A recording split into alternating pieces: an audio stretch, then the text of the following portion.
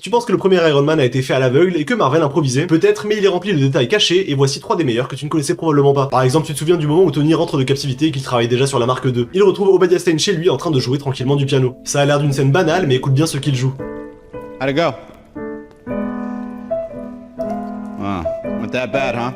C'est un morceau composé par Antonio Salieri. Et Antonio Salieri était connu, ou justement méconnu pour une chose, être le rival de Mozart. C'était son ombre. La légende raconte qu'il était rongé par la jalousie envers ce génie absolu. Salieri était plus vieux, plus installé dans le milieu, mais il n'avait pas l'étincelle divine de Mozart. Et la rumeur dit qu'il prévoyait de l'assassiner. Jon Favreau nous a littéralement spoilé l'intrigue du film avec une simple musique d'ambiance. Obadiah Stane, c'est Salieri, l'homme de l'ombre frustré qui va assassiner le jeune prodige Tony Stark pour récupérer son empire. Mais les indices ne s'arrêtent pas là. Repense au tout début du film quand Tony est pris en otage dans la grotte. Regarde bien le drapeau accroché derrière lui sur la vidéo de demande de rançon. C'est le logo des 10 anneaux. Dès la toute première apparition de Tony, Marvel disait déjà l'empire du mandarin. Alors oui, ils nous ont fait une fausse joie avec le faux mandarin éclaté en acteur de théâtre dans Iron Man 3, mais le vrai plan était posé dès la première minute, des années avant Shang-Chi. Et la preuve ultime que le grand plan Avengers était déjà en marche, fait pause au moment précis où Pepper Potts descend à l'atelier et surprend Tony en galère pour retirer son armure endommagée. Regarde attentivement sur l'établi en arrière-plan juste en dessous de ses outils. C'est un prototype à moitié terminé du bouclier de Captain America. En 2008, quand on a capté ce bout de métal gris dans l'ombre, notre cerveau a littéralement explosé. On n'avait jamais vu de vrais univers partagés au cinéma. Ce simple bouclier posé là par hasard, c'était la promesse silencieuse que Steve Rogers allait se réveiller. J'ai fait une vidéo complète sur le film Iron Man 1 pour le compte à rebours Doomsday, alors va la voir si tu veux la suite et abonne-toi.